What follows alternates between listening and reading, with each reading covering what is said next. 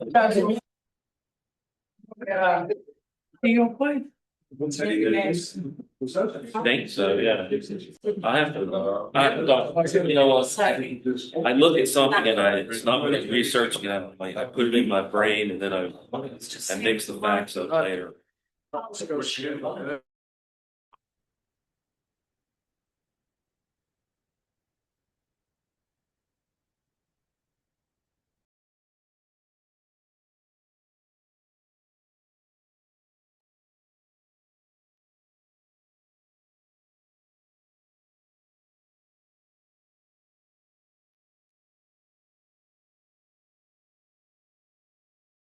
Testing.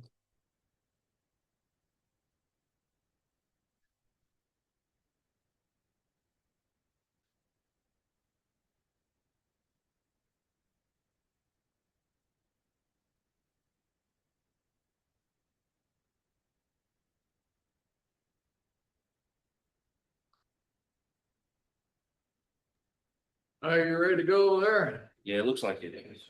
See, really good. Call the meeting to order, a special meeting. Discuss various issues. Clerk, would you call the roll, please? Yes, sir. Molly Ann Fun. Here. Alex Bissett. Here. Dan Crisco. Here. Ron Smith. Here. Bill Heisen. Here. Walter Townsend. Here. Roger Whitley. Here. Thank you. Okay, everybody's present. We'll stand and have a pledge of allegiance, those who wish to. Pledge allegiance to the flag of the United States of America. and to the republic for which it stands, one nation, under God, indivisible, with liberty and justice for all. Thank you. Item 4 is the approval of the agenda. There's one or two modifications to the agenda. I hope you all got the copy of Mike Boyce's report on repairs to the levee. And he's here this evening. If you have any questions about that email, and it's pretty self-explanatory, but we'll give Mike a few minutes, not right now yet, but that would be one modification. And I had asked George if he would be present so that if we had questions about the Caldwell Fund, he would be able to answer those for us, since he was here when, and I was here too, when we initiated that whole concept. So with those two changes, are there any other modifications to the agenda?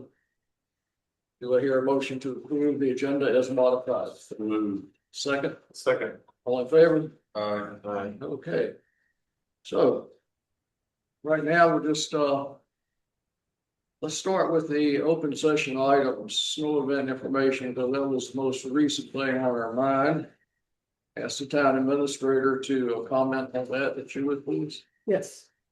So, I'm going to read parts of a statement that clarifies the town's operational response and legal obligations during the recent snow event. On Wednesday, January 21st, I met with the police chief and I met with the fire and rescue chief and the town maintenance employee to establish a snow response plan. VDOT, who was responsible for streets within our town limits, was engaged in advance. No parking signs were prepared and hung up by our maintenance department, and they were posted on Friday, January 23rd, to allow VDOT to plow effectively. Equipment, including the snow blower, was prepared ahead of time, and additional salt and ice melt was purchased. A contractor was contacted twice and confirmed he would plow the municipal parking lots. I discussed with him what parking lots that were supposed to be plowed, which was the town parking lot, also Canal Basin parking lot, the parking lot behind the social club, and the police parking lot were supposed to be plowed. We also, I think on the following day, or the previous day, we talked at the town council and told you all that we would be meeting the following day to just make snow plan arrangements. So The mayor closed the town offices on Monday and Tuesday. During that closure, our one full-time maintenance employee continued snow and ice removal duties. He was able to come in and work both on Monday and Tuesday when the offices were closed. Throughout the storm that weekend and the office closure, I remained in regular contact with the police chief and fire and rescue chief by phone and text to monitor conditions and coordinate any needed response. After my return to town on Tuesday evening, I inspected conditions and coordinated with the police chief because I noticed that the town parking lot wasn't plowed. At that time, we learned that the contracted plow operator had experienced equipment failure and did not notify the town staff, the police chief, the vice mayor, and me. In response, I worked with fire and rescue chief to have the town parking lot plowed on Wednesday, and he returned again on Thursday and cleared 2 additional lots. Under the town code, there's a section 70-57 of the town code that relates to removal of snow, sleet, and ice from sidewalks within 24 hours. I'm not going to read the whole thing. It's there in the document if you like to see it. Anyway, it also authorizes, after proper notice, to have snow and ice removed and to charge the property owner for the cost. In this event, I did not exercise that authority, nor did I enforce the 24-hour deadline. All I did was create a document and tape it on particular doors where the snow or ice was not cleared. Consistent with I provided written notices, and I also emailed everyone a copy of that written notice earlier this past week or last night. But anyway, I sent you all a notification. And these notices were applied equally to all properties, regardless of ownership. And the code also requires a warning before the town can proceed with abatement and cost recovery. Again, we did not do that. So it has been stated that I left town on early Friday afternoon and did not return until Wednesday afternoon. That is incorrect. I left town on Friday evening, January 23rd, after normal business hours. I even sent an email to town council after, I think it was 5:15, something like that. And then on Tuesday, when I returned, I took photographs and also coordinated with the police chief and fire and rescue chief to address the contractor failure and remaining issues. I'm prepared to work with council and public safety and staff to develop a written snow removal plan that specifies responsibilities for streets, municipal lots, and sidewalks. I think actually after this that we need to come up with a backup plan for a contractor. I was at the post office yesterday. I got a guy's card that was talking about doing snow removal that lives here in town. Anyway, and provide a communication protocol with council and the public ahead of winter weather events. Summary is the facts are planning was done in advance with coordination among police, fire and rescue, and public works. I enforced existing town law equally using warning notices as required. So, I was gonna say, thank you for the update. That's all. yeah, so Thank you for it wasn't as it was documented in the email by Mr. Heisen that you did not even include me on the email about your complaint and other things that you said Sorry about about that. Missed it. the winter storm. Well, I was gonna say, thank you for your report, and I'm thankful to the people of Scottsville and also everybody in the council, the people trying to work together. So Right. thank you to everybody who's helped the town. This has been a rough, I actually wasn't here most of the time. I was visiting snowstorms elsewhere, but I'm happy that all people work together to try to help them. Thank you to everybody out there that did and worked together to try to get everybody through. What do they call it? Snow Creek? Is that the term? Did everybody get to see Nancy Gill with a pickaxe on the valley road? That's all I wanted. No, that was really great to see that people were actually coming down and helping the business owners with all of that. This was. Oh. I'd like to go on record to let you know that, since I'm an employee of the city of Charlottesville, directly involved with the snow removal of it in Charlottesville. And, there have been on several occasions where people have contacted Charlottesville and, had mentioned that Scottsville was clear. And, people leaving Fluvanna was driving through Scottsville to get to Charlottesville. So I do think that due to the, recent weather events, Scottsville is doing well.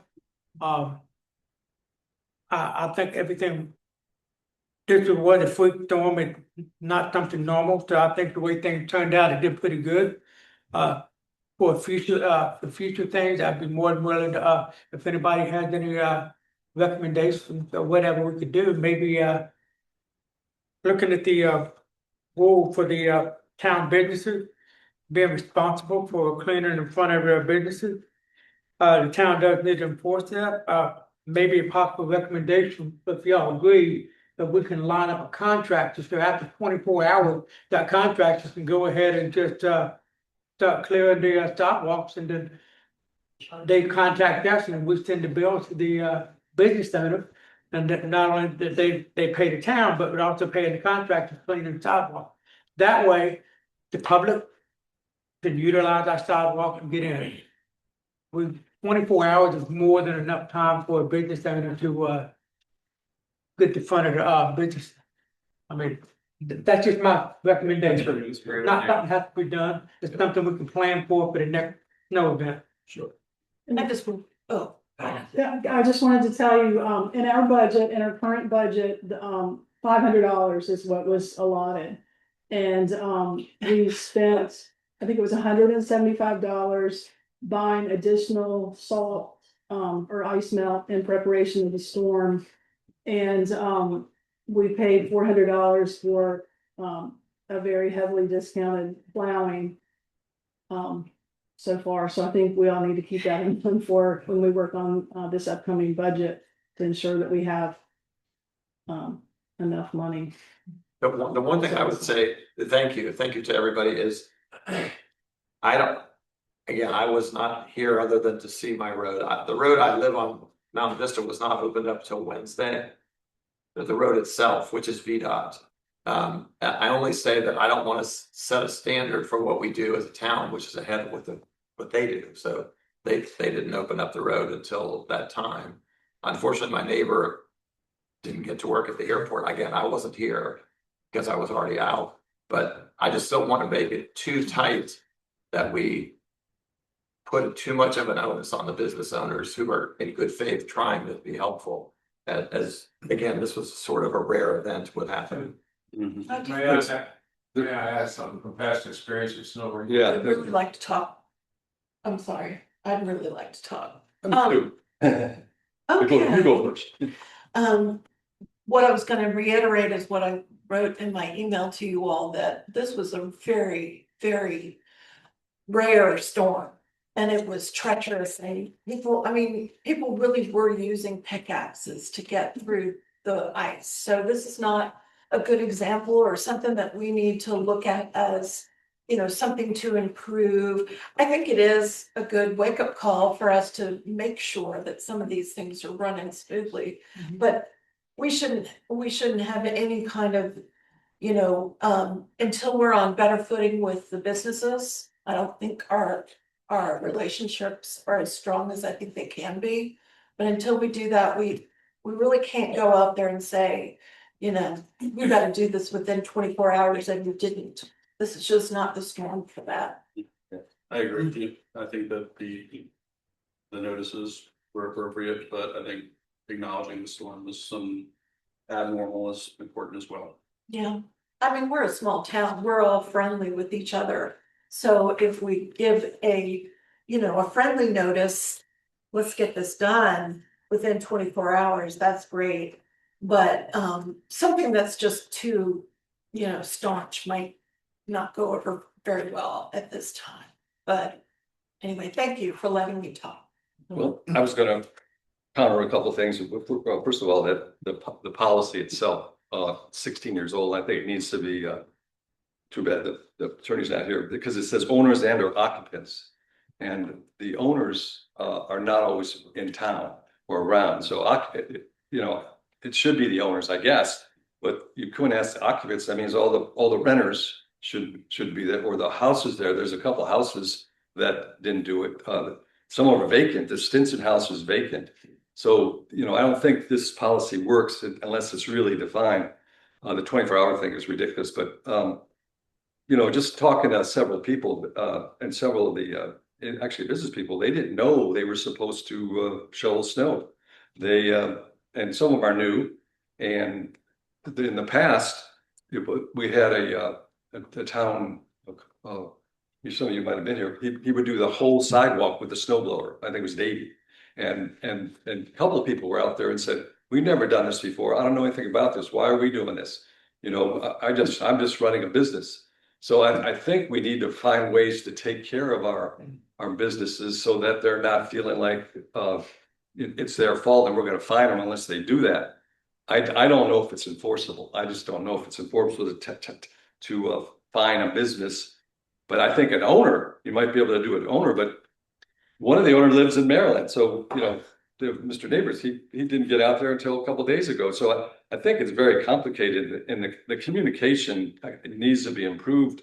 And if we see this coming, you know, this should have been sent out a week before that, not after, and saying like, you know, we have a storm coming, just want to remind you. A lot of people did not know that they were responsible, and I'm not sure if they really are responsible. So that's, and I actually have some suggestions, but I'll send those by email. But I just feel like there's a lot of you know, problems with this, and also just using a pickaxe. You know, I saw some of those marks on the sidewalk, and I'm surprised that the sidewalks aren't, you know, chipped, because you know, using a pickaxe is really dangerous. Yeah, but you could see the marks all along. What people did that, I just think that, you know, Mother Nature will take care of it. It was an unusual storm, but I just think that this whole thing needs to be looked at and updated about how it's done and how it's communicated and who's responsible. The other question came up is what is the town responsible for if they're not going to do sidewalks? They do the town parking lot, but I actually think they should do every intersection where there's a crosswalk and do them thoroughly, 3 feet, you know, and a lot of the crosswalks were not done. And so I think that we need to know, and the town did Lindsay Street. That's fine, but somebody said, well, they didn't do Lindsay Street up there on Bird Street. And I saw another person yesterday said, why didn't they do Jefferson Street? Because that's a town, you know, place too. And the last thing is that, you know, if it says all sidewalks, the town never did its sidewalks. I mean, it never did sidewalks at Bruce Park, and never did sidewalks at Canal Basin Square. The church didn't do their sidewalks. We didn't do Main Street at all. So I just think it, you know, it just needs to be, if it's just going to be the businesses, and some people said they felt they were targeted too. They got little signs, little pink slips on their doors, and some didn't. So I think it needs to be broadly and fairly processed if it's going to do that. And the other thing is, can you actually fine anybody? You know, we're not doing that. I mean, has that ever happened, or could it? But anyway, I could go on and on. I have some suggestions, and I'll send them out of how to think ahead and do this in the future. You know, George, just I for don't know if it's just for general information, I put in the December Chamber of Commerce newsletter the ordinance. Yeah, I heard that. And if you remember the chamber, you knew about it. You should know about it. It was given to you in December. Yeah. I don't disagree that it needs a lot. Right, I know, it was out there, They- but there are some people who don't get that, and some people don't read that. And we got the Presbyterian sidewalk done the middle of this week. Yeah, oh yeah, well, eventually everything is done, yeah, but It's done. the 20th thing is ridiculous. Somebody over there. Yes, sir. Mr. Whitley? Real quick, maybe lesson learned is people should show Yeah. before it refreezes. But we could, you know, I can think we did a great job, whatever, but really, first responders were probably better judges of some of this. I mean, how many accidents and calls did y'all get in the town for slip, falls, traffic accidents, things like that? There were a little bit of an upgrade in cost for slips and falls, mainly people that decided to go walking off of roadways and slid down in little gullies. Yeah. That was countywide. In the town itself, I think we had 2 falls that we responded to calls for, which was, Okay. knock on wood, was pretty good for the event. Okay. And traffic wise, We got none. well, people stayed off the roads and that's good. They listen. And the great thing was Way Valley was cleared out and passable. Yeah, that So, looks great. yeah, so How the business owners were supposed to get down when they couldn't even get out of their driveways. I Yeah. mean, it took me 2 days to even put a dent in it. Yeah. I know you probably have a So I really shovel. short drive. Yeah. Thank you guys. Would you all agree that this is something government services should take under their wing to work on? Well, we did put something on our notes about it, but I think that we really need to get the attorney involved and see how enforceable it is. That was the main thing. Can these things be enforced? Mr. Mayor, can you hear me? Bill, I mean, Jim. Can council members hear me? Yeah. Well, the ordinance is enforceable, Mr. Henson. Tyson, there's no problem in enforcing it. It's fairly similar to what Charlottesville has. It's not as detailed. The trouble in this case was the nature of the snow. I mean, you could have all the regulations in the world and you're going to have trouble unless people get out there in immediately after it falls or while it's falling and start clearing. And even if you do that, if you end up having to redo it because then the plows come along and plow the road and put it back on the sidewalk. And the fines are enforceable, but it appears to me that everybody exercised the best sense they had given the situation to try to deal with it, and you just do the best you can. I mean, you can't really deal with something like that. And I think you probably all know you had a snowfall, 10 years ago, Mr. Mayor? And the town spent $12,000 clearing the snow, or 11,000, and then it snowed again another foot. So it's totally unpredictable, and there's no problem in dealing with it except the amount of money you want to spend, and that's going to be an impediment for town council. And so having the business owners and the homeowners be prepared to shovel the sidewalks in front of their homes is, I think, probably the best you're going to do as far as getting the snow removed as promptly as you can. Well, what about the notion of the occupant? They're not an owner, they're an occupant. They just run the business, or they're. Well, no, I suspect that I think I sent an email about that. Oh, I didn't see that. Sir. And then every landlord-tenant relationship that I'm familiar with a commercial lease almost certainly has a lease. And when you have a lease, the ones I've seen generally deal with that as to who's responsible for doing the maintenance. And I mean, you're going to find here or there in different situations for different leases, but by and large, the tenant's responsible for doing it. Oh, okay. But again, I'm not privy to private leases. The bottom line is somebody needs to do it. Yeah. The owner of the occupant of the adjacent property. I think fees should be assessed to the owner, not to the Me too. resident. Me too. Just because that relationship is theirs, and if the owner needs that done, he's already talked to the person. Or let's say he did already talk to the person, he needs to talk to them again. Mayor.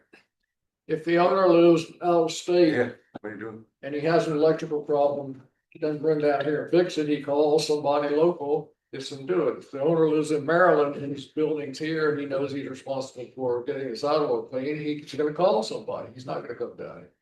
Tell me if I'm misremembering this, but I think my first year on council, we had that exact scenario where there was a business owner that lived out of state, and town administrator Wallace brought up the fact that they hired somebody to do it because they knew they were responsible for They it. should do. Now that the notice has gone out, the business owners know, or the landowners, however you want to define that, they know they're responsible for it.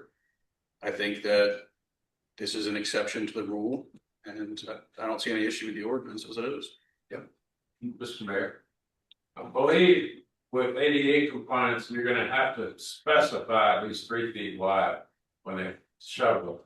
But however, you also have VDOT pushing the snow that is up on the curb / sidewalk. The town does have an inherent responsibility after the merchant or owner has cleared the sidewalk. There's refreeze and there's melting and refreeze again. Town needs to provide salt and or sand so that the sleeping, because they can't assume that liability from the VDOT or town snow that's on the curb. That's a good point. Let's see what, So I think in telling the owners, you need to specify how much they need to clear.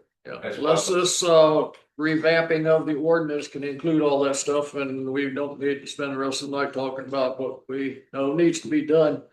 We just need to do it. Okay? Let's stop here at this point and let Mike step to the podium for a minute. As I said, you all got copies of his emails, with the findings on I repairs think we got levy that. and if you, I didn't get it. I didn't, None of us seem to have gotten that, what you're referring to. well, I sent it to the council. So did you get the What was copy? it Got about? it. What was it about? Maybe we can get a quick update on Yeah, that. go ahead, Mike. Tell everybody what's in the email. Yeah, thank you. Good evening, guys. I finally got a hold of the report from 2023 and was able to read through it. I'd offered a couple times in the past to look through it and see what I could do to help facilitate getting some stuff figured out. When I read through it, it's like a 103-page report. When I read through it, everything passed. Everything was considered acceptable. They had different degrees of acceptable. They had acceptable and they had minimally acceptable. And on the stuff that was minimally acceptable, they have recommendations. So I've worked with the Army Corps on and off for 30 years. So I kind of have a idea of what they expect. So based on that, the email that Ron was talking about, I've written up here. I broke this up into kind of three places here. The critical things to work on would be, there's multiple places and they have photographs and descriptions of locations in the report. There's multiple locations along the levee where there's woody vegetation growing. That's critical because woody vegetation weakens the levee. So that needs to be taken care of. And that's just a matter of removing the tree. There's animal burrows in a couple places. And again, it's described where they're at. And they specifically describe how they want that handled. It's a matter of injecting bentonite clay into the burrow. And that's critical because again, that weakens the levee. And then on the concrete portion of the levee wall, on the top of it, it's flat. And there's a crack running linearly down the top of it. It's not a structural crack. It's just a surface crack from water sitting on it. That should be fixed because it can become structural pretty quick. That's just a matter of injecting some epoxy in there. But I would recommend putting some sort of cap on that wall so that you get the water off of it. You don't have that recurrent problem. Then, getting down to the next thing, there's some spalding on the concrete, which is, that spider web look. You can see it when you drive by. That's going to eventually chip off and expose steel. So they want that dealt with. Pretty simple solution, the way they explained it. When I talked to some concrete people, they knew exactly what needed to be done. But it's not critical at this time. It's not a structural issue. It's just not going to get any better. You're going to need to do something about it sooner than later. There's also in the report talking about some floodgates and some other areas that are starting to rust. So the paint has wore off and they're starting to rust. Again, that's another situation where it's going to be not going to get any better. I'm going to take care of it when we can. And then where everybody's walking on top of the levee, where they go hiking, they're wearing the grass down. So there's multiple pictures of bare clay. That will erode and causes a problem. So you need to resod that. That's a quick fix. Reseed it, resod it. You don't think that'll just, Oh, yeah, it'll come right back again. There is a solution to fixing it permanently, but it's more expensive. gotcha. I would seed it, straw it, sod it, whatever you want to do now, satisfy it. But I would have a plan on fixing it permanently. But you got to get the Army Corps' approval because it's Army Corps levy. So those are the sooner than later items. And then finally, there is quite a few things in the report where the businesses that are near the levee are encroaching. There's a 15-foot space at the toe of the levee that's a no-go. You can't do anything within 15 feet of the toe of the levee. There are buses there, there's fences there, there's sheds there. They got pictures of them. So you're gonna have to contact these property owners and explain to them that there's an easement there that they can't be in.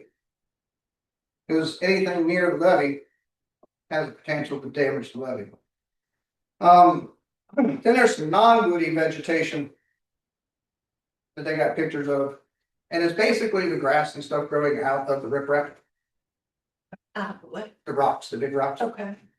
Some other areas like that. And then there's some areas where there's some erosion that needs to be filled in. There's some sumps, some depressions for some reason. I don't know if it's animal or a cave or whatever, but there's some areas that need dirt re-added. And those are kind of the minimal cost issues. It's a matter of getting some dirt over it. You know, it's a matter of talking to the owners.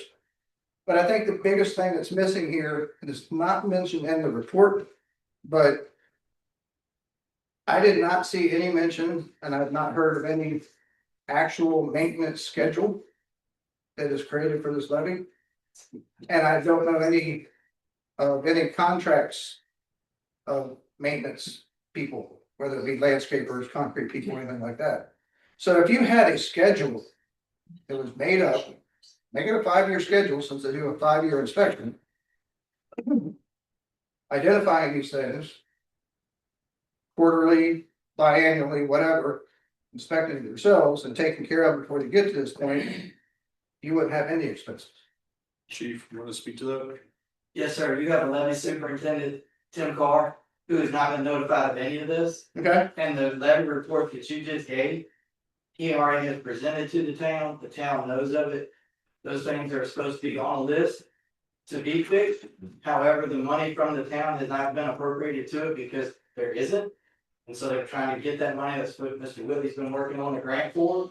And Tim Carr has a maintenance program, and that maintenance program does all the things that are listed on that thing right there. okay, If well, anybody would talk to him, they would know that. okay, I just learned his name No offense. 2 weeks ago. I'm saying that. That's kind of where I was going with this. I've come into this blind. We're kind of spinning wheels on something that's already out there. I think we can give it a Yeah. little bit of room. I've kind of came into this blind because it was mentioned a few different times to me that we had this issue. And then I'd asked for the report, and it took almost 6 months before the report came about. Nobody knew where the report was. And everybody that told me what was in the report told me something different. So then I read the report and I offered to do this, and I was asked to do it, so here I am. But granted, like I was just saying, I have never heard about any of this, never seen any of these things. And these would be my recommendations. Thank you very much. But we're gonna get some bids besides the one we have. I have talked to 3 more concrete companies. And a landscape company and a tree company. They're willing to come out and give bids. Not when there's ice on the ground. So we got wait for some better weather. But they are willing to come out and give some bids. But the biggest thing I wanted to come back because you guys are talking budgets. And the biggest thing I got from this, when I read it, was, yeah, they're all necessary, need to happen, but you don't need to come up with, the number I got was 80,000. That's what I heard. For You don't total need, repair. huh? For total repair. Yeah, you don't need to come up with 80,000 right now. You need to come up with a plan. And then you need to prioritize. You don't have to go by what I put here, but I kind of tried to show an example. And schedule it out, budget it out. Have a plan that you can give to the Army Corps, and then you won't worry about missing that requirement that they have. So that you stay on your program that you're on. Good. Thanks, sir. You're welcome. Thank you, Mike. Okay, are we gonna, anybody have any questions about the Caldwell fund that Mr. Dodd can answer? I think we got it pretty straight last time, but there seemed to be some lingering questions about it, and since George was here, and I was here when it got started. If you have questions about it, just. Well, Like that basically adds one thing, and that is the call-off fund didn't need to be taxed for this last or several of the different deductions. We have the town's savings account was supposed to be hit before all of that. Call-off fund is for a whole nother kind of expenses that are not, that will cover any operating expenses. And, you know, I'm glad to answer any other question. Yeah, well, the whole idea, I think, has always been like, so 10 years from the day when we're all gone, somebody says a callable fund, and you can pull out that, this is what it could be used for, this is what it can, this is how much is in it. So it's not just used like for operating expenses like we did. And I guess we're not using that now for operating expense, and part of that too. Right, and Like not having. right, emergency, exactly. And how is it gonna be replenished, and when is it gonna be replenished? But that's the concern we had, is because I think we looked at the history of it, and there was quite a bit more, and now it seemed like it should be stable, you know, so it doesn't go from 300 to 200 or whatever. It should be, if it's 300, still stay at 300 at least eventually, maybe not temporarily. well, my question is there another fund that she could draw from? Yeah. So Okay, so obviously this was just a mistake and something that happened because of necessity. I'm sure you all have already worked out how you're gonna repay it. No, I don't think that's No? built in yet, but Okay. Do you want, I mean, is this something where you wanna look at it and say, well, this was an emergency and that's why we took it from there? if it comes out of the Caldwell fund for whatever reason, it has to go back in. Okay. Have you all made a plan on how to do that or when to do that or? Were you waiting for some cash to come in? Yeah, Okay, actually, starting this month is when people pay their business license tax, and this is, last month is the tightest month in the whole. yeah, no, I know, And then February starts getting better, and if people pay their business taxes like they should, then we're not gonna be floating high, but we're gonna not be in critical condition. okay, well, what can we do to avoid that in the future? Don't talk about that. Mr. Mayor, I just wanted to add that Lincoln Lewis, who's been working so hard with the comp plan. Commented online, he said the levy infrastructure cost should be incorporated into the town's 5-year capital improvement program as part of the comp plan. So I wanted to just make sure you guys were aware of that. And Nancy Gill is also here and can speak on the Caldwell Fund as well.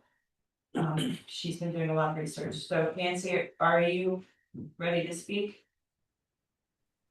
Yeah, so I did a little James River Exchange newsletter that went out, unfortunately, later this afternoon. I've been spending probably the past week looking into the Caldwell Fund. It was, it started at, I'll read this, at $55,564.42 in January of 2000. It came from the Ray W. Caldwell Family Trust, and what was in that trust, Scottsville received 7.6% of that. And I have not found anywhere that the Caldwells added more funds to that. George, do you know of any other They additional? added more funds at another time, but along with the Methodist Church also received over $400,000. Right, but did probably finding those records might be a little bit tough right now, but did it was do around $300,000. you know the record I found is what I just stated. Right, because the town got almost as much as another church. I could not find an additional payment. Well, we'll go back trying to find that.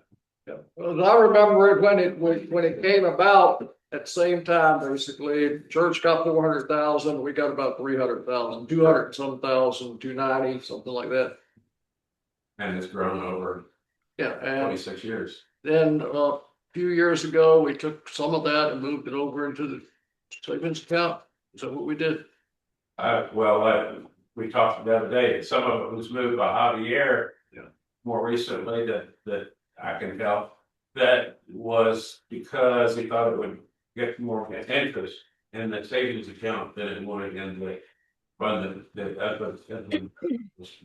That was actually done by Thomas Unsworth.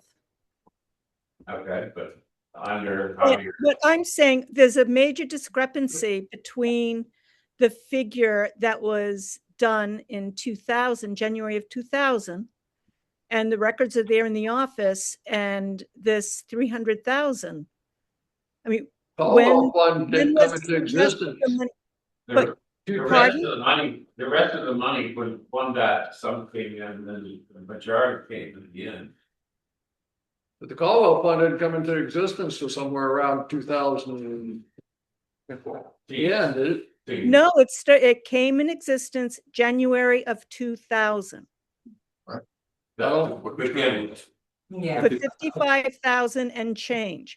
Now, there may be an additional payment Yeah. that is not in the files. Everybody, it was here when I got here, and it wasn't 55,000, it was more than that. Yes. What are we trying to answer Yeah. as far as? In other words, Oh, yeah. establish how much it really was. And, Yes, I think that's the discrepancy.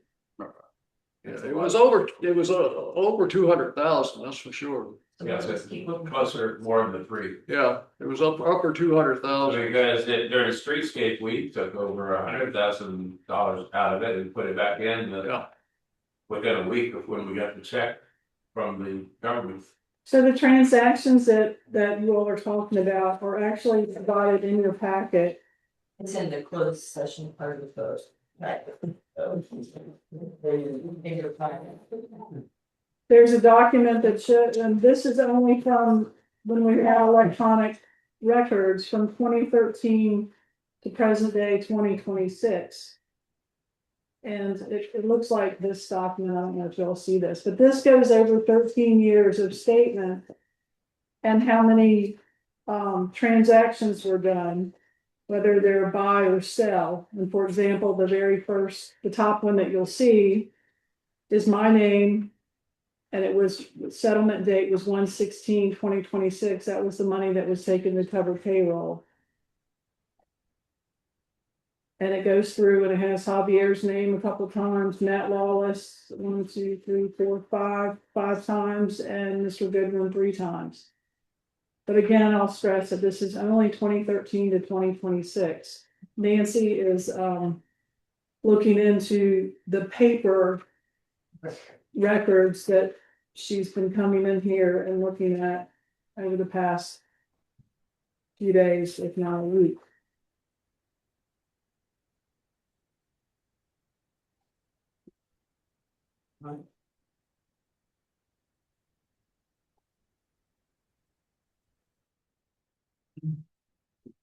So, any other questions about the Caldwell Fund?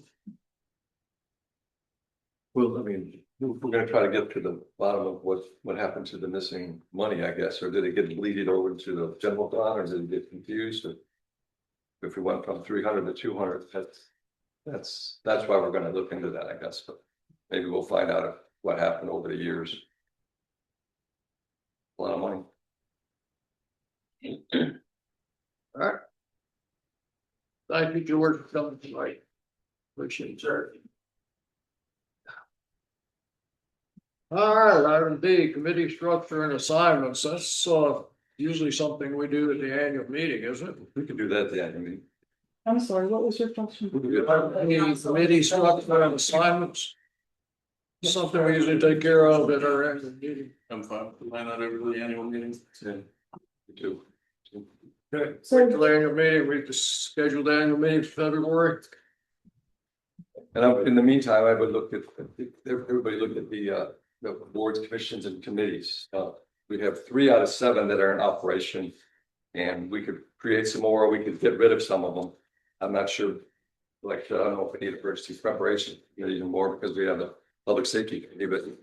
So anyway, to take a look at this, boards, commissions and charge of the responsibility. Yeah. I have So- a question. Yes. Oh, yes. Names, You need. are they only created during the annual meeting? Oh, no, I think they can do anything. Yeah, I'll give you one. You can take a look at that one. That's why we make any adjustments. When I say you still want to do planning commission, you say, no, I'm fed up with it, I want to do something else, you know. You know, I'm thinking about, I would like to talk about some committees that I I've think been it'd be thinking great. about, but I'm not exactly sure I want to talk about it today. No, So I just wanted to make sure that was open. Yeah, So. And what's the document that you're passing out?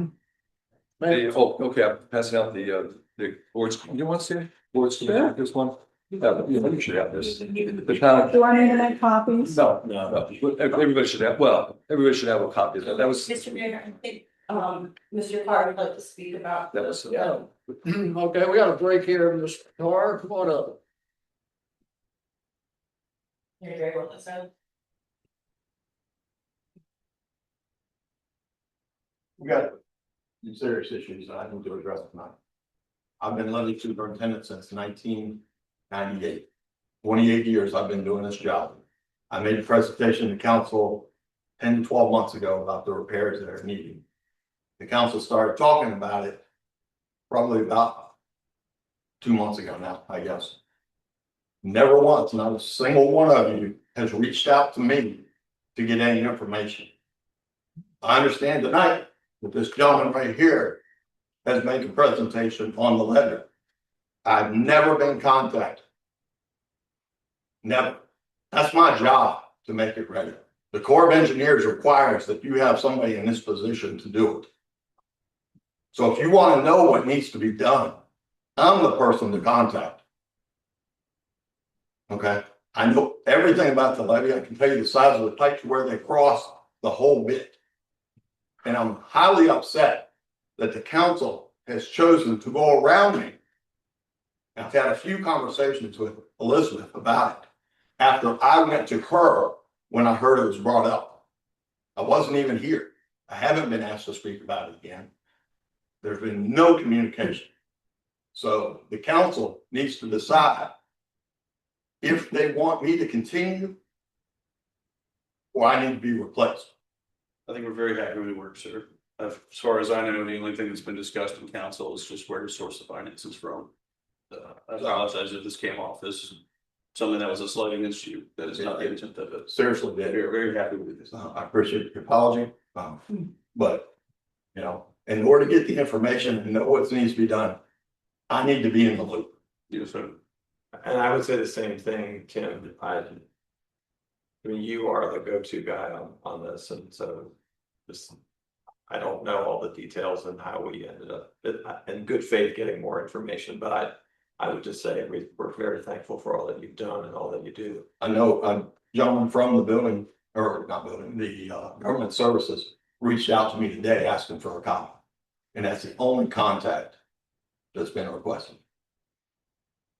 Well, I meant to ask you a while back, but if we could break it up, and you told me we could do half of it this year and half of next year. We'd have to do it all, maybe do the levy first and then is that correct? That's why I explained to you in our conversation. That was good. That's the good. priority is from Right. Ferry Street to Main Street. Yeah, I like that. That is the priority. And one of the questions I asked when you were here, are we gonna get more than the one bid? Because I only heard about one bid. That's one. That was the only one, that was the only one that I was able to Okay. find. Okay. I reached out to a company in Richmond that they use, and they chose not to bid on it. So that would be a no bid. Okay. So it'd be 2 that we've reached out to. Okay, there's 2. You know, Okay. if somebody knows another one, I'd be glad to reach out to them. Yeah, because we want to make sure we get the best deal. Sure. It's a lot of money. It's a lot of money. Yeah. You know, I don't blame you a bit. You know, I do the same thing. But I've run out of resources. I have a no bid, and the price that was turned in, that's now you remember, it's about a year old, I Yeah, guess, it's probably 90,000 by now. so. You know, we'd have to get that updated to have something Right. concrete. Okay, yeah. Councilor Bissett, you were making a point that, and I think your point was really all to my understanding, what we're trying to do is just figure out how to pay for what we have to pay for, and yeah, you're our point person on this, so I don't think there's no intention, at least that I know of, to change any of that, and I appreciate that. I mean, I think of you as being the little Dutch boy sticking your finger in the levee, so. Well, let me ask you, Well- does it, do we have a timeline for when this work has to be done? Sooner than later. I know, but I mean, we can do half of it this year. We have an inspection coming up the 1st of March, Oh, really? And so, and it will be deemed. At this point, I don't see any way it will be done. So it will be written up. Okay. Expecting that. so by next March, we should have half of it done, probably. So your inspection that's coming up, is that a 5-year? Like they do it every 5 years? Well, they do different degrees of inspection every year. This is 5-year, which is more engrossed, more detailed. Oh, okay. But they do 1 year, 2 year, 3 year. But Okay. it's not as in detail. So just to clarify for me, so this is a more thorough inspection because it's the one that they do once every 5 years. But do they also look back at the previous inspection and look at what they noted or flagged that needs to be fixed and incorporate that or include that in the upcoming inspection? It will be. Okay, good. Even on the lesser inspections, they're still gonna look back. Right. And, you know, they might walk by and see, you know, are you working on, are you making progress on it? Are you doing nothing? So I would also like to thank you for your service, what you provided for us, but also I would like to be able to get Jam, their one other employee here, to perhaps help with some of those things. I looked at the inspection report, some of the things like painting the gates or something like that was written up that he could possibly help with. Seating and I think Mike had mentioned sodding, but do they allow mulch or anything, another alternative? Okay, so it has to be vegetative. Vegetable. Okay. And then I would also say I would really prefer to work with us together and not have outside committees. I'm with, Okay. absolutely. So, this gentleman brought up some things that seemed like easy fixes. Would that give us some credit towards the inspection if we get a couple of those knocked off, maybe some of the cheaper stuff or? My question is, where did the list of easy fixes come from? Because I have an inspection report. Well, things like the tree removal he was talking about, woody vegetation, something like that makes me think, and I don't know if that's accurate or not, but what I've heard seems like something that we could get a group of volunteers together. Sure. Easily and get done before the inspection. If we did something like that, would that give us some credit towards the inspections, just to show we are making progress? So, yes, of course, that will. But concerning the concrete project, just the fact that it's being discussed and we're trying to secure the funding, will give us credit. Okay. Okay, good. So, like I said, they want to see that you're continuing doing. It's not to the point of being in such disrepair that they're gonna say, you know, you're done. Yeah. You know, but they'll see that, you know, yes, we've got this estimate, we're trying to secure funding, moving forward on it. Okay, good. And our goal is to have it done by the end of the fiscal year or whatever. Okay. I have one more question. Just, would you or have any contacts with people who could get grants for this? You know, it would seem like that'd be a great grant for a company to support a town like that, rather than have, we're trying to work with Albemarle, but we haven't got clear communication with them yet about that. But, you know, it'd be nice to have some other way of paying for it instead of taking it out of our measly funds. Sure. I don't have personal contacts with any type of grants or anything like that. I'm sure there's some out there somewhere. Okay. You know, maybe with the Corps, I can see what I can find out. Yeah, I just don't have that. Yes, well, Just want to verify, make sure I understood from previous conversations we had before. Any work or contract work to be done on or around the levee has to be vetted or approved by the Army Corps of Engineers, is that correct? if it's gonna impact the levee. If you're going down there. For the concrete, for like. Not For the concrete stuff, yeah, they've already reviewed all the documents from the one bid that I had and approved that one. But yeah, whatever material they're using would have to be approved, and the sealer and stuff like that would have to be approved, yeah. And as far as what you referred to as cutting trees, no, not unless it has a direct impact on the levee. You know, you want to put a fence post up there or something like that, a permanent sign or something, that would have to be. So you've only received one bid for the concrete work. And one no bid, someone chose not to bid. Right. So it seems like a waste of time to keep on trying to find contractors to put this out to bid if there's no. I mean, that's, Just work backwards from the time. that was my general feeling. But you know, y'all are tied to other restraints that I'm not aware of. From my We have to perspective, find the third one. from my perspective, it makes sense to operate with that number going forward as the number we'll have to spend, but I think it's wise to keep looking for cheaper options while we're doing that. Do we have a policy that asks for 3 bids like the state? I Yeah. think because of our town, Mr. Bowling could probably answer this, but as far as 3 bids go, it's my understanding that it's not required for a town our size. Gotcha. You're not under the Procurement Act, but the downtown's general policy is to get more than one bid. But in this case, you're looking at specialized bids. Is that correct, Mr. Carr? Yes, sir. So you've got a limited market and you have to deal with that reality. I can't believe that with this area. And yeah, if somebody else knows that does concrete ceiling and repair work, then I'd be glad to talk to them. But like I said, Advance was the only one that I was aware of, and I reached out to them. Mr. Carr, the problem is not that you can't get some concrete guy to come in there and do a concrete job. It's that you have to be specialized and meet the approval of the Corps of Engineers, correct? That's right.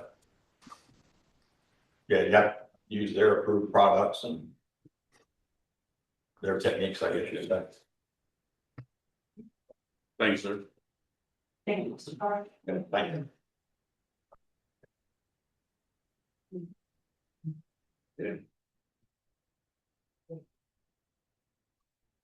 All right. Yeah. Evidently a need to go into a closed session. Mr. Mayor, can I interrupt you just for one thing? Yeah.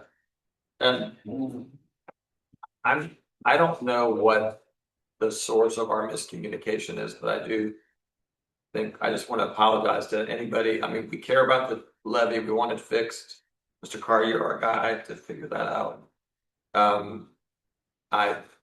This information is helpful. I don't know how it came from, but we do want in good faith to make sure the levy is safe, and we look forward to your advice to us on doing that.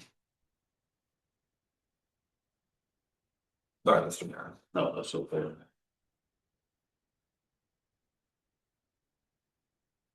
So do we still have need to go into a closed session? Don't these have to do with the legal counsels? Is Jim gonna be, well, I guess he could be remotely part of the, Yes, he is. okay, okay. He's here for that, I guess. Actually, I have one more thing before we go into, closed session. Okay. I wanted to clarify the current status of financial reporting and audit in light of recent correspondence and to place those issues in the correct timeline. As a reminder, I began work as town administrator and treasurer on July 7th, 2025, at the start of the current fiscal year. At that time, the then town clerk remained employed in her position. During that period, she did not complete reconciliations or produce the monthly financial documents that council was accustomed to seeing, and she canceled multiple scheduled audit meetings because she was not ready to provide the documentation the auditors requested. Those delays and the lack of completed reconciliations at the point of transition are a significant part of the backlog I'm now working through. With respect to monthly financial reports, I fully agree that council must receive accurate and timely information on the town's financial condition as required by the charter and town code, as pointed out by Mr. Bowling. The town charter likewise requires that the treasurer reports to council a full and complete detailed account of receipts and expenditures. As I reported to council in October, and again in the January 22nd work session, I engaged an independent accounting firm in October 2025 to address these issues. Since that time, the firm has been working to reconcile the town's books, including hundreds of entries that were never posted by the prior clerk. Until that reconciliation work is sufficiently complete, it is not possible to provide the full and complete detailed account and exact state of the treasury required by the charter and code. I also advised council at the January 22nd meeting that my goal is to begin providing regular monthly financial reports at your next meeting based on the reconciled data now being produced by the accounting company. Regarding annual audits, state law does not require a town of Scottsville size to obtain an annual audit every year. I actually spoke to the auditor of public accounts today. However, as Mr. Bowling also pointed out, in Town Code 2-124B provides that as soon as practicable, this information is to be provided. I also described in the previous meeting when I was supposed to get that report, and it's actually February 5th, and they are on schedule to have these documents tomorrow. Anyway, I'm not going to read this whole thing, but I'm very much aware of what the charter says and what I should be providing the town council. You'll also find in your packets and literally printed at the last minute is a management report that is from the current information that has been provided by the accounting company for the last 2 months. That's good. So if you all would just give me a little bit of grace and give me time to prepare the documents needed. I'm the only one here. I have a part-time assistant and we have a full-time townskeeper. And every time I have to answer an email or respond to things that in my mind are not priority. Finding out the finances has been my #1 priority. And anyway, that's all I've got to say about that. Well, I was a little confused about the audit. So we're getting an audit, right? We have a company, because that's what it was asked about. We're going to do an audit, or is that? We are working with an accounting firm right now. They're doing an audit. Or is that just this AMD thing? We are working with an accounting firm right now that is reconciling the town books. QuickBooks Online, nothing had been entered for most of 2024 and all of 2025. The only thing that the clerk used QuickBooks that I can tell was to print out bill pays. So the company that we have employed has been working to reconcile all that. As of to this date, there are still a few that I have to go through, and we literally go page by page trying to figure out what this payment was for and trying to get the documentation. Anyway, in your package is what I have up to date to this day. Is this considered an audit or is it? No, it is not an audit. Okay.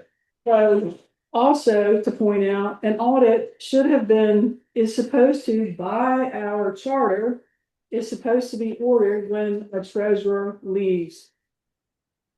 That was not done. That is why I had a conversation with the APA last week, and then we talked on the phone today, because I'm trying to make sure the town is moving forward in the way that we are supposed to move forward, and that I've reported everything that I need to report. They would like a copy of an audit, and I can ask that accounting company to do an audit if they do municipal audits. I also talked to the APA about using the company that we've used in the past, the Farmer Cox, somebody, I can't remember the third. Robinson, yes, thank you. But she also indicated that we don't need to go through and have the full audit. She had recommended, because I told her the last time that I saw it was like $8,000 or $9,000. So she recommended not to get a full audit, and that we could just do a ask for an audit for a cash basis. So I will be talking back with Farmer Cox to see if they will do an audit like that. Or either this company that we're currently working with to reconcile our QuickBooks and see if they do that type of audit. Now, I was just gonna say, thank you for this update. I think it's helpful. So thank you very much. I think this is good. The reason I suggested we have this meeting tonight is I just want to make sure we could cover the next payroll. Are we in position to do that? Chief and I actually did payroll yesterday, and we made payroll. But I think also, as the mayor just indicated earlier, that this is coming up is when we're gonna start getting money in. It's just a little tight in, the end of the season. So March 1st is when the B poll taxes are due. And then the meals tax is monthly by the 20th. Well, And no, that's what we'll talk about in closed session, because then I can share with you all. I can name names and name amounts about the food, the meals tax and the B poll tax at that meeting. I'd like to speak to, thank you for what you've done since you started here. Looking at some of the rules and shorter rules and stuff, this is gonna be a question directly for Attorney Boland and Mr. Mayor. And the charter says that when you go from one administrator to the next, you're supposed to have an immediate finance audit. Now, Mr. Boland, you of all people should know the charter better than anyone else. Did you at any time recommend to the current mayor get that audit done in between the administrator? Yes or no? I think, sir, the answer to that question is that the audit for the situation when one treasurer or account administrator leaves and the other comes has always in the past been taken care of by the continuity of hiring a CPA firm and doing the audit required by the town code. So you've been getting an audit, which is a full-blown accounting exercise. In addition, I don't know whether that answers your question or not, but that's how it's been done in the past. You've regularly had an audit, a comprehensive audit of the town books on a yearly basis. And that's traditionally what the town has done. But what I was also talking about is simply what you all do for your checkbook each month when you get a bank statement. That is how much money is in the bank at the beginning of the month and what have you expended during the month and how much money do you have left at the end of the month. And you can take that information and tell you council members what categories are being met roughly, although you may not be able to do that until you get the audit for the prior year in your hands, but you can at least get a handle on it. You know how much money you've got at the beginning of the month from the bank statement, and you know how much you've spent during that month, and then you get a sense of what the balance is at the end of the month. And once you receive those kinds of reports, you'll have at least some handle of where the town is in its finances, which you haven't got now. And I realize there are extenuating circumstances for this situation, but I also realize that if I were in your shoes, I'd want that information. So that being said, you did not recommend the audit be done, correct? I've always recommended an audit be done, sir. Mr. Mayor, he specifically said, Mr. Mayor, we need to get an audit done because the previous administrator had left. We have another one coming in. We need to know where our finances stand. Do you remember that? Counselor, I'm confused for a moment. It should be no confusion, the charter rules have been placed in there, they're From- the same, they haven't been changed, or anything. No, I'm It's simply- no, having been here through a number of. Well, I understand, we've been, Town- that's another problem with the town council, we've been getting email after email, all the information's in the email. Some of us show up to the meeting, I'm not speaking towards you, but some of us show up to the meeting ill-informed. I mean, we have days and days to look at the email and read it. Yes, email might be more than 1 or 2 pages. It's in there. My thing is, the charter says that we should have did that, and it did not happen. Now look where we're at. Now nobody wants to say, hey, I didn't do that. So I'm just simply asking the town attorney, who should be the lead knowledge on the charter, and the mayor himself, who should know more about the charter than any of us. Why wasn't the audit done then? There was a lot of stuff going on that I can't discuss in open court here. But Were you aware in a that sense, it's been done?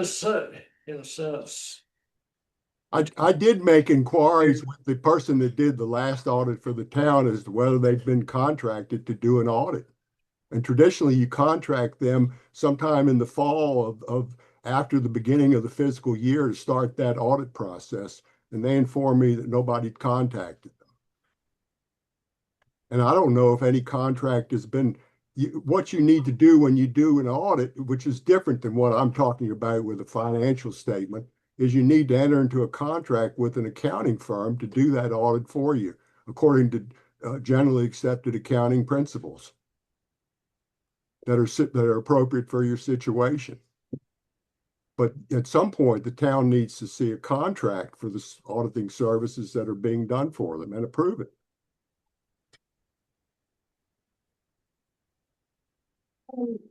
We done with that line of questioning?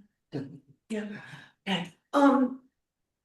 I'd just like to first say, there's a lot of hostility in this room. There's been a lot of confrontational kind of things going on. I think that communication has been a real struggle for the town council and in this transition that we've been going through. I think what I'd like to say, and you all can make your judgments then, but let's try and be kinder, okay? And communication is really important. The thing is that we can't go, we have all these emails, we have all these things. If some of us are not exactly sure where we are in this process, has a lot to do with the fact that the emails are swirling all over the place. So yeah, I hear you.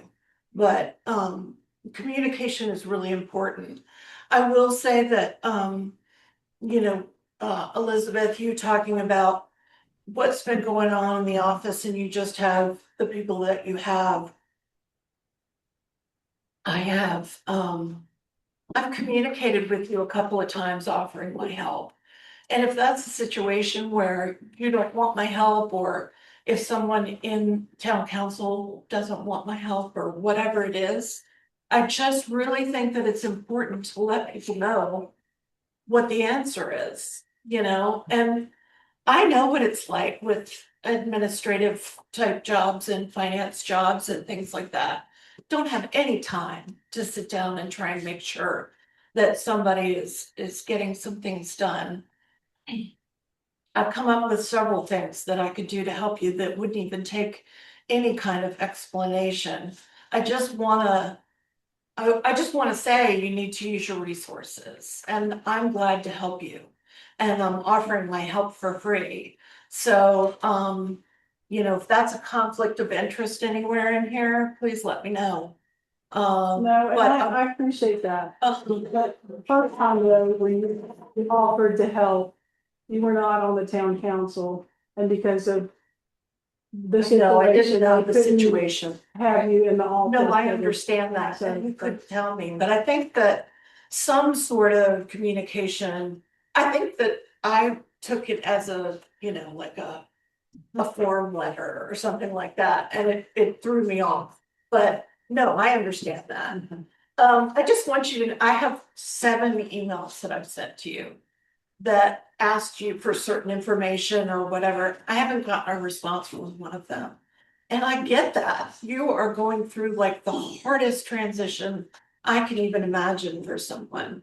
So I get it. I'm an ally. I can help you.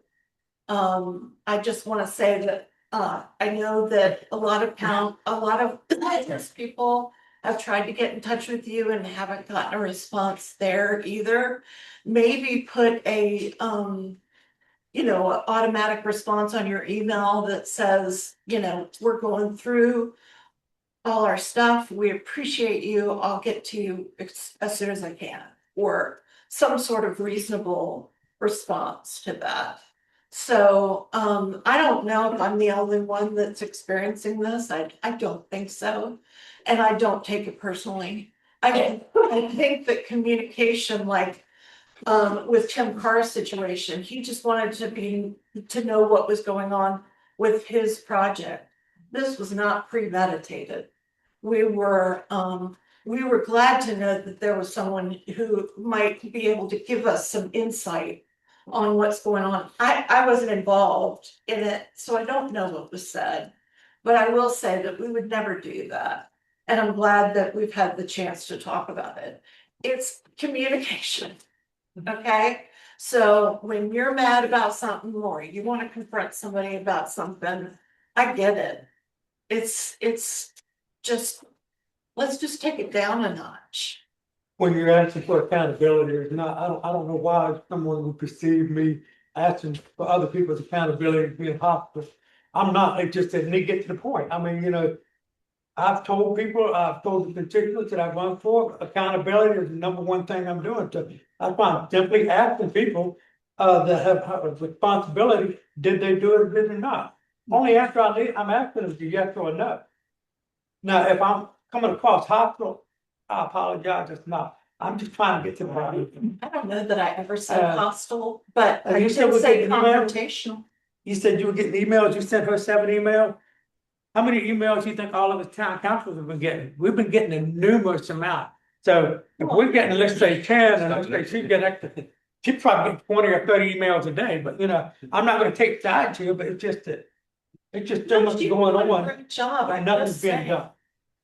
that we could all communicate and let each other know what's going on instead of just, leaving it without saying anything. I think it would be very, very helpful for people to get some sort of response. So I'm just bringing this up because I think communication is really important. And seeing as what has been going on here, we don't need to be we don't need to be any of this. And I almost said the word hostile. Okay, but I'm just saying that I think we could really work together to make this better. Okay, Good place. thanks, I appreciate it. Okay, who's got who has the magic words? I do. Whitley. Yes.